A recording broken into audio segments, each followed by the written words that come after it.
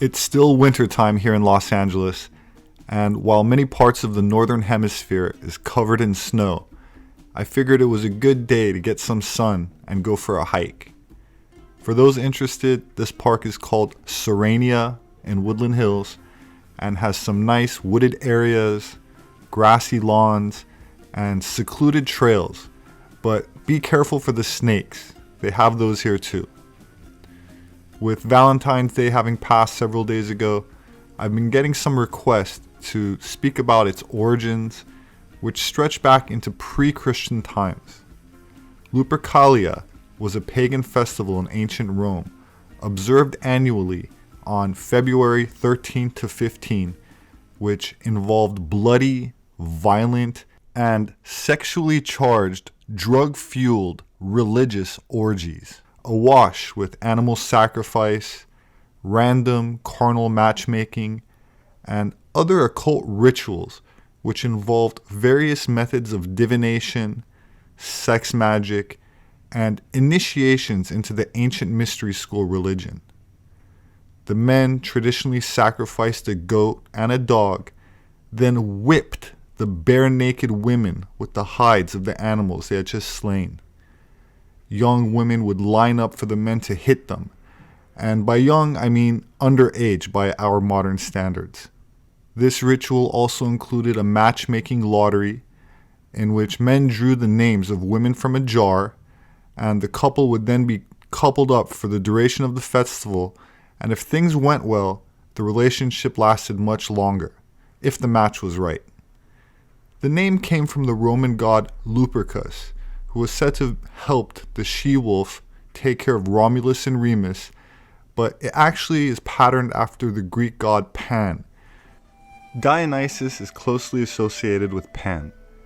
In Greek religion and mythology, Pan is the god of nature and the wild, shepherds and flocks, flute music, and companion of the nymphs. He was depicted as being half human while having the legs and horns of a goat. Pan hailed from the region in Greece known as Arcadia. They referred to it as the land that existed before the moon, and thought of it as the home of the first Greeks. Pan was associated with sex from the very beginning, the patron of what has come to be known as panic sex, sex for the sake of physical satisfaction. Pan was not the god of love, but the god of lust. The ancient Greeks believed that instant gratification and living in the moment was exciting, but it came with a price. The origins of the panpipes can be found in his failed conquest of a nymph named Syrinx.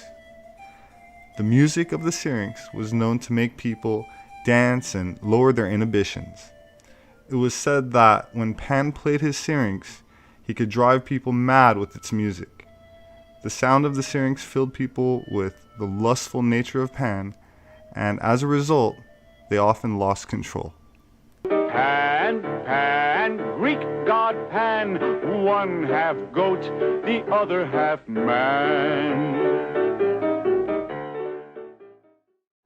Pan's zodiac sign is that of Capricorn, the goat, an animal that has a lot of sexual potency that has in later times been converted into Satan, which means adversary.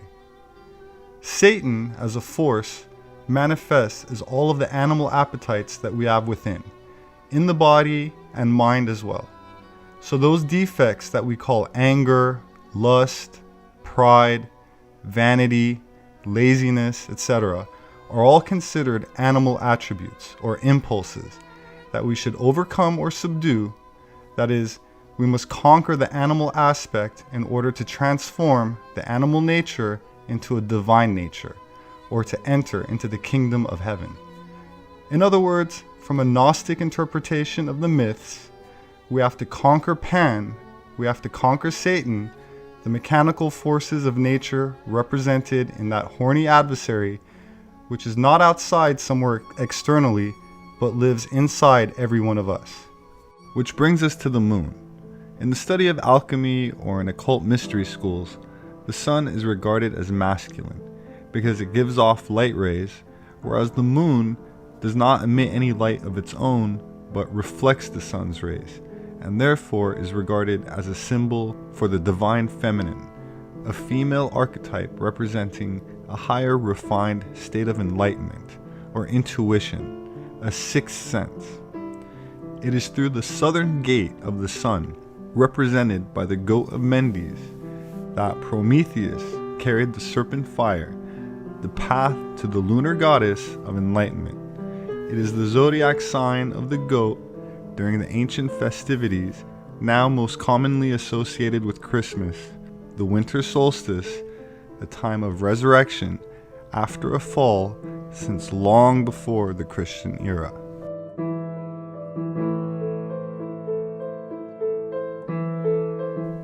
In many esoteric interpretations of these ancient myths, the spilled semen is regarded as a great loss of spiritual vitality equated to death, where the mystery is how to manipulate this orgasmic energy rather than expel it.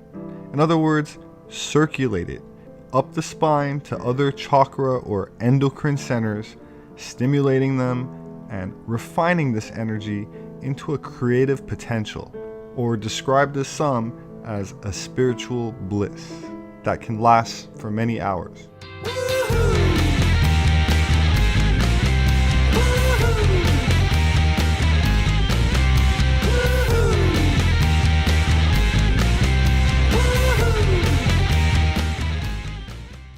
In the late 5th century, Pope Gelasius I eliminated the pagan celebration of Lupercalia and declared February 14 a day to celebrate the martyrdom of Saint Valentine instead, although it's highly unlikely he intended the day to commemorate love and passion.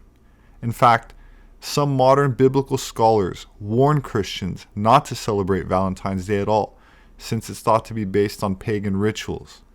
Yet, the holiday is still popular in modern times and uses some of Lupercalia's symbols, intentionally or not, such as the color red, which represented a blood sacrifice during Lupercalia, and the color white, which signified the milk used to wipe the blood clean, and is thought to represent new life and procreation. Which brings us to another celebrated symbol for love, or more specifically, love's most universally accepted symbol, the one we most commonly associate with a heart. This shape, however, with its round top and pointy end, doesn't really resemble the organ it is said to represent. So what is the origin of this symbol?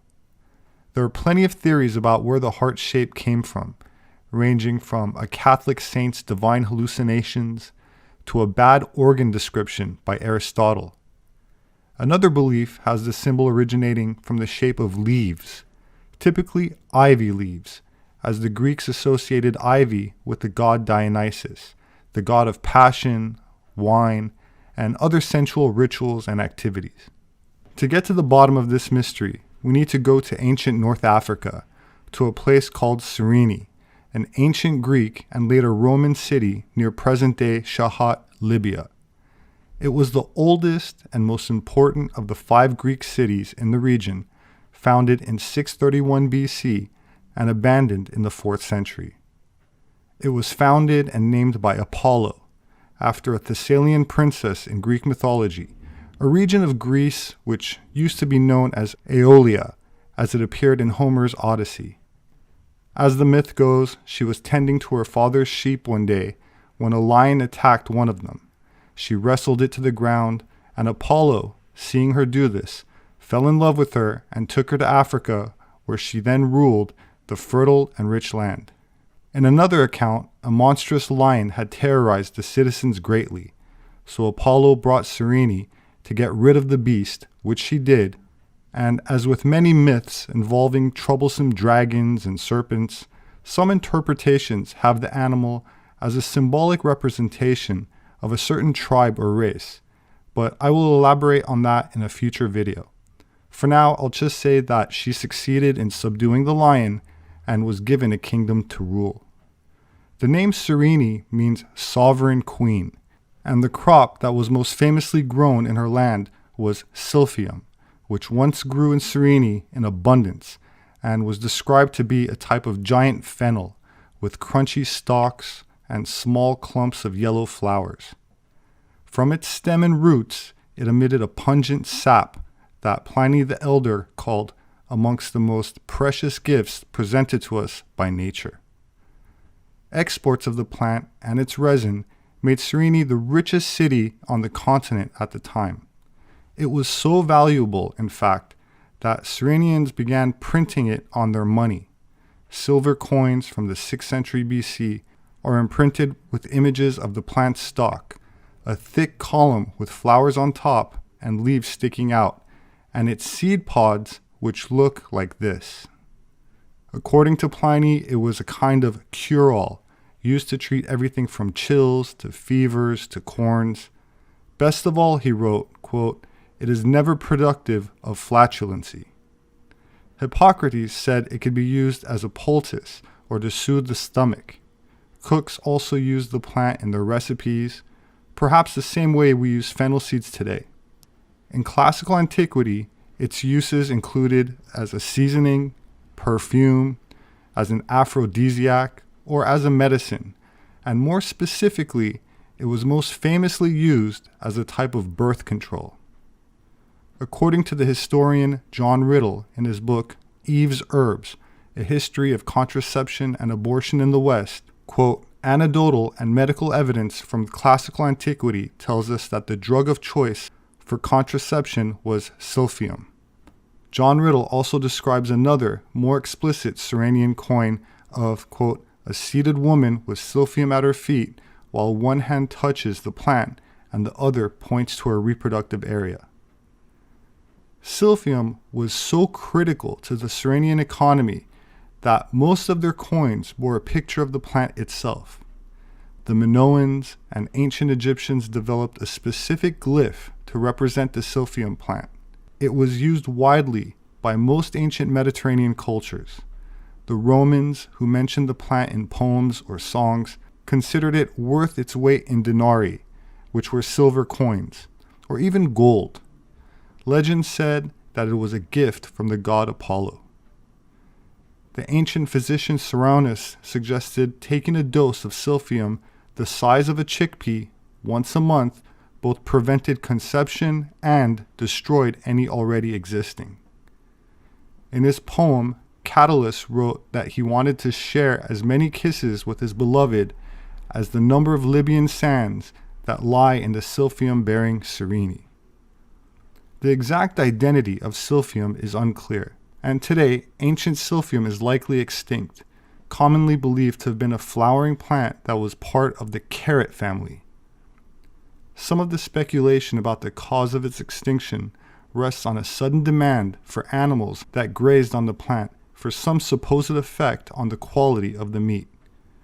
That said, it is more commonly said that demand for its contraceptive use and over-harvesting was likely to be the real reason leading to its extinction around the 2nd century BC. Pliny the Elder reported that the last known stalk of Silphium found in Cyrenaica was given to the Emperor Nero as a curiosity. Gradually, the heart came to be depicted in red, a color that is also a symbol of passion and love, and was associated with the divine feminine power. The inverted triangle also symbolizes the water element, which makes the heart a sign of intuition, psychic perception, affection, and love.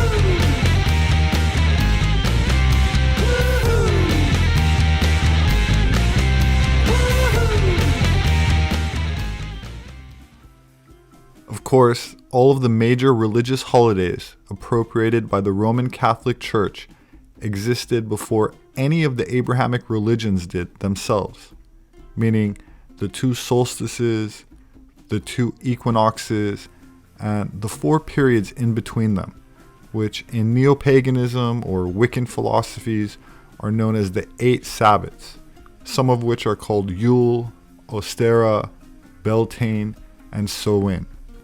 I've included a link in the description to a video I made called Origins of Sacred Holidays and Their Occult Meaning for those interested in learning more about this topic. My name is Robert Sepehr. I'm an anthropologist. My published work is available on Amazon as well as through various other major book outlets. They make a great gift. If you'd like to support my work, you could do that through patreon.com. There should be a link in the description section for those that are interested. I appreciate it. Thank you. Please hit the like button and subscribe for future updates. As always, I look forward to reading your comments, so please leave me your thoughts below. Please have a wonderful weekend, and I hope to see you again soon.